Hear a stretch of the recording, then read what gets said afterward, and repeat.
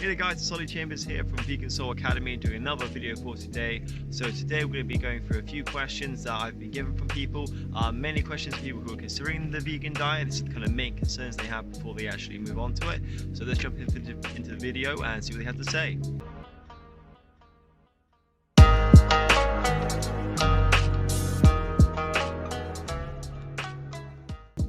Alright, so the first question I've had is it's a little bit of a cheeky question, but they kind of gave you an example of somewhat. So they said, why should I care about my nutrition and my health? There's people who have lived to 100, past 100, who smoke every day, who eat bacon, who have T-bone steaks, all this kind of stuff.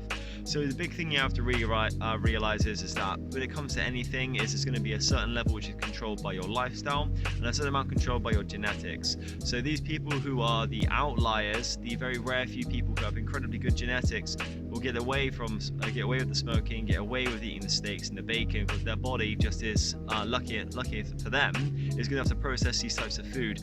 Maybe their body just doesn't absorb cholesterol quite as well, which is an example which Dr. Clapper, who's a vegan doctor, spoke about. And when it comes to the stuff like smoking, there's similar kind of resistances they have in their body where they're just not absorbing as many of the bad nutrients as they normally would. But if you look at the other end of the scale, you have those people who have heart attacks at a very young age, you have strokes at a very young age, all these types of things which can build up because they're not living that healthy lifestyle, and they're also not particularly genetically gifted. So if you're one of those people out there who know you're not particularly genetically gifted, it's a great idea to start using your lifestyle to help avoid you having these problems later on. Alright, next question. So another question is, this is one from people, this is more what people say if they're looking to go on a vegan diet. Maybe they start the vegan diet and they have a few concerns. They say, I'm having problems because I have too much gas. So there's quite a few things that can be a reason for this actually. One of the first ones is, which is a really kind of simple one when you think about it, is food. Every time you eat food, especially if you're maybe having like rice or broccoli or any vegetables which is like en masse, lentils for example, every time you eat that, there's little gaps in between the food which is going to carry air. So most of it is literally just trapped air. When you swallow that, you're going to have air trapped in your body. It goes into your stomach. It's not going to go one way, it's coming back out the top, it's going to go out the bottom. Other things may include, you may just literally have the bacteria in your body, the bacteria that's in your colon, this isn't adjusted to the food that you're putting in yet. So if you're suddenly going from eating meat and then you're trying to eat the equivalent amount of calories immediately with beans and lentils and other things, your body hasn't just got the systems in place yet to adjust to what you've done. So you're going to be producing more gas just because your body isn't used to the amount you're putting in. So reducing the amount you can put in is a really easy way of starting that. For example, also for the first 3 months or even longer than that, your body's actually still going to be removing a lot of the bad bacteria that's in your gut or the leftover kind of things that you have there. And if you're moving on to the plant-based diet, you can have a lot more fiber in your diet as well, which is going to mean that you're going to be also pulling through a lot of that stuff, and you're going to be removing a lot of the junk which you had left over. Just simply moving on to a diet which has more fiber as well. Same thing, if your body hasn't adjusted yet, this might be one of the things that you're really noticing as you're feeling all this stuff pass through. Okay, so the next one, this is quite an interesting one which I haven't seen too much information on, but I know a little bit about it. It's talking about anti-nutrients.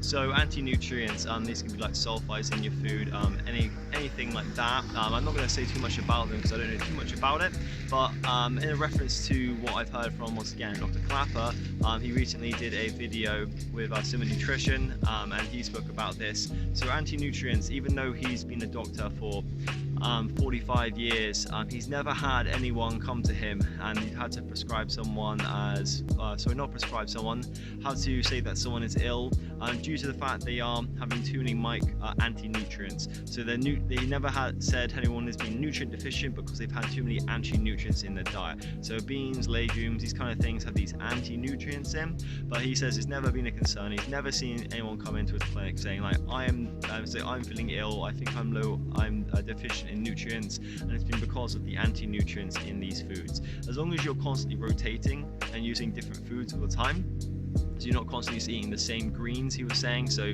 don't always just eat broccoli, try spinach, try using kale, try using green beans, all these other things as well. Don't get stuck in the same rut. As long as you're not having the same one over and over again, you're very unlikely to have any problems with this.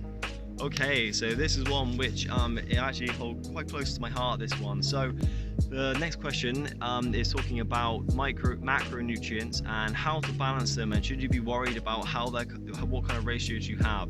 So I, for a long time, especially as a personal trainer, when I learned all the information on my course to become a personal trainer, they spoke a lot about the ratios of where your calories should be coming from. So the big three macronutrients you should be aware of is carbs, fats, and protein. If you're not aware of what those are and what they do, then you need to do a bit of research on that. I'll have a video up about that as well. And if you are not sure what these are, I recommend looking at this first, otherwise this will not make any sense to you, this part. So a lot of the time when you go to a personal trainer, you'll be prescribed to try and make sure you're getting a certain amount of proteins, fats, and carbs from your meals, and we kind of try and work it out. So 40% of your protein, sorry, 40% of your carbs should come 40% of your calories should be coming roughly from protein, 30% from carbs, 30% from fats. So this is something that I used to hold close to my heart for a long time, but it's actually been determined that it isn't particularly important in some ways. One of the biggest things that I really concern myself with, rather than worrying about how much protein, fats, and carbs in these exact ratios I'm really aiming to get, I just like to make sure I get enough protein, and then I make sure I get enough calories throughout the day while not completely eliminating over carbs and fats from my diet. They're all important to have in there. You need fats to maintain organ function, as well as create cell membranes, as well as be an energy source. Carbohydrates an energy source, and protein is going to build up the muscles in your body and other tissues as well. So do not neglect them. The main thing I can say is don't worry about being super strict and give yourself this anxiety of trying to make sure your ratios are perfect in every meal. The best thing you can do is just make sure you got enough protein.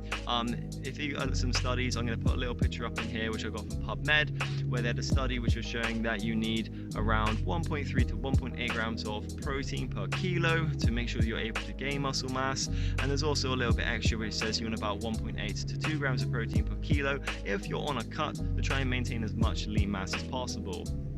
Other than that, just make sure you're not completely neglecting your fats and your carbs, so you are getting those constituents that you need to keep yourself healthy, and just aim to get your amount of calories right. So if you're trying to bulk, make sure you got enough calories to gain mass. If you're trying to cut, make sure you're not overeating and you're able to eat just enough so you can have enough energy, so you don't feel kind of like complete shit, because it will be harder and will be more tiresome trying to do a cut. And make sure you have enough protein. If you're doing a cut, make sure you have a little bit more so you're not losing muscle mass over time.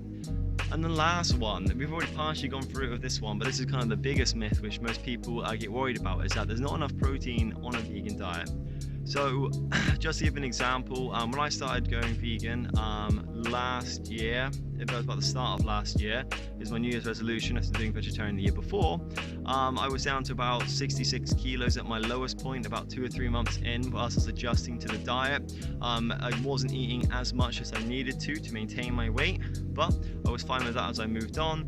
But over time, I've gone from 66 kilos and I average around 75, and I'm not really pushing it at the moment. And I am aiming towards to get around 80 kilos, but I don't want to put on much more mass than that, just for personal preference, not because I can't eat that much, but I simply just don't want to. My body doesn't agree with it, and I'm happy to stay at this weight, and that's absolutely fine for me. When it comes to the protein as well, as I've just said, I've managed to put on about 2 stone since I went vegan. I have had one moment, which I'll talk about in another video, when I actually had a break for a little while because my micronutrients weren't right, with some very good videos I've seen out there from other YouTubers. Hench Herbivore really helped me out. I didn't really know what my problems were. I listened to some of his videos. He's a vegan nutritionist, and he just highlights some of the problems I was having. So I definitely wasn't getting enough iodine. I wasn't getting enough calories in my diet, which was because I didn't have enough iodine. I didn't want to eat, and I also didn't have much salt in my food either. So these things started to compound, and it started to make me feel ill for a while.